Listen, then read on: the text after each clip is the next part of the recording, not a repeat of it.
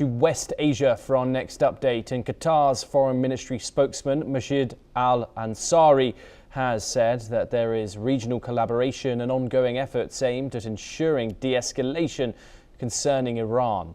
Last week, the Qatari Prime Minister Sheikh Mohammed bin Abdulrahman Al Thani met with top Iranian security official Ali Larijani in Tehran and reviewed efforts to de-escalate tensions in the region.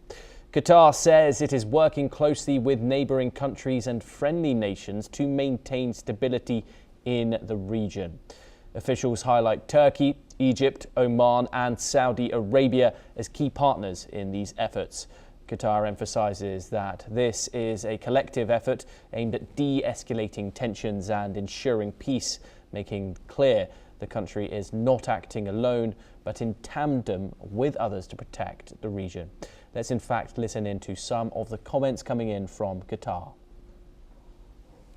الزيارة إلى طهران. كما تعلم أن الاتصالات جارية ومستمرة كما قلنا قبل قليل على أعلى المستويات بين حضرة صاحب السمو أمير البلاد المفدى والرئيس الإيراني، والزيارة التي قام بها طبعا معالي رئيس مجلس الوزراء، واتصالات بين مختلف المسؤولين في قطر بين الأطراف لضمان خفض التصعيد في المنطقة. هذا يتم طبعا خلال الأيام الماضية ليس فقط من قبل قطر بل من قبل جميع الأطراف الإقليمية، وهناك تواصل إقليمي طبعا رأيتموه عالي جدا في إطار محاولات خفض التوتر في المنطقة وضمان عدم العودة إلى.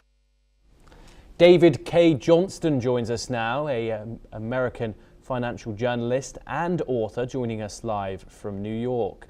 Thank you very much for joining us, David. It's always a great pleasure to talk to you on these issues. Donald Trump, of course, a leader prevalent in Middle East relations. We see him sometimes commit this kind of balancing act when, of course, the United States is a loyal and traditional ally to Israel. But Donald Trump has found a new fondness for these Gulf nations like Qatar, like Saudi Arabia.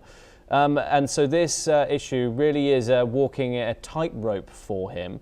How much would Trump subordinate Gulf diplomacy to Israeli security concerns when it comes to this matter?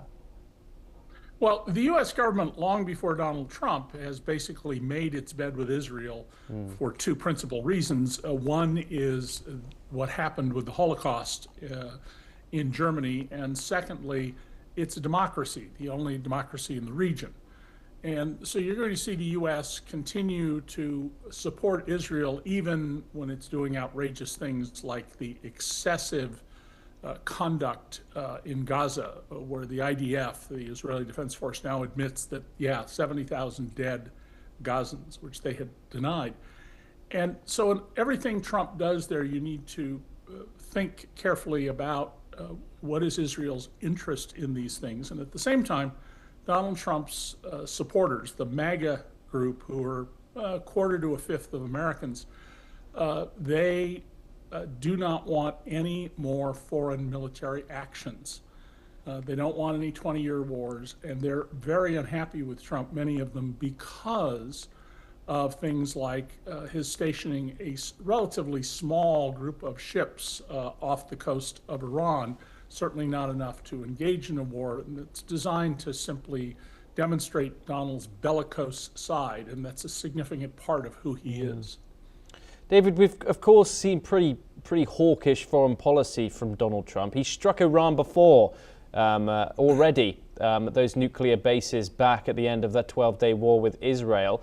What's holding him back this time and making him give diplomacy a chance? Well, the kickback he is getting in America from the MAGA supporters is first and foremost. His MAGA coalition has slowly begun to fracture over issues like saying we're going to annex Greenland, we're going to make Canada the 51st state, we're going to use military force against Cuba and Panama and other places. And then secondly, over the Jeffrey Epstein files that only half of which have been released, and they say we're not going to release anymore. And Trump needs to constantly create chaos. It's been part of his nature the whole nearly 40 years I've known and covered him. It is a way that he keeps other people off their footings. Do you think we're going to see a shift in his foreign policy leading up to those midterms? As you've said, the MAGA base, also known as the America First base, some now say those two are splitting camps, is very much not that old-style neoconservative. It believes in America not getting involved in foreign wars, something which Donald Trump himself has spoken about. He was largely against the invasion of Iraq in 2003, but many critics of his say his actions, especially during his second term, doesn't prove that, in fact, the opposite. So do you think that now Donald Trump is moving closer and closer to those midterms in November? Do you think that he is indeed being reluctant to take that neoconservative sort of approach that the people who are surrounding him very closely seem to be pushing him towards? Well, the politically smart move would be to back up and rely on diplomacy. But, you know, Donald is Donald. At 79 years old, he's cooked. He's not going to fundamentally change. And he likes to inflict pain. I mean, he's called for summary executions of people who he thinks have committed crimes, even though in many cases they have not.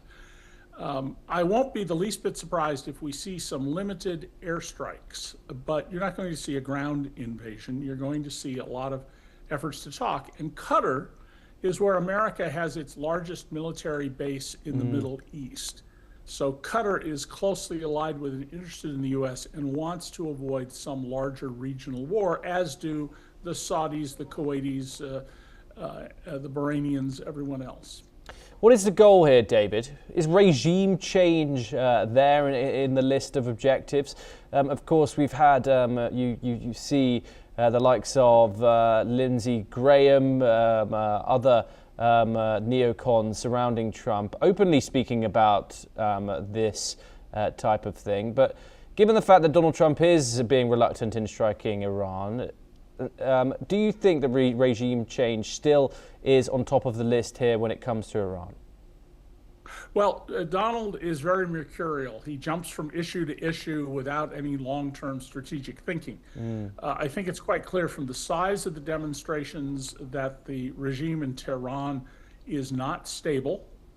And the U.S. is absolutely going to be doing behind the scenes and elsewhere, as will the Israelis, everything they can to topple that regime. And of course, there's enormous enmity between Riyadh and Tehran. If there's anything that scares the Saudis, it is the continued regime in Tehran. On the other hand, Iran is one of the youngest countries in the world in its population, and the vast majority of Iranians have lived their entire lives under the post-Khomeini government, starting in 1979. And very clearly, a lot of them are fed up with it. They want to have some liberty. They are not interested in living in the 9th century. Do stay with us, David, as we move on to our next story.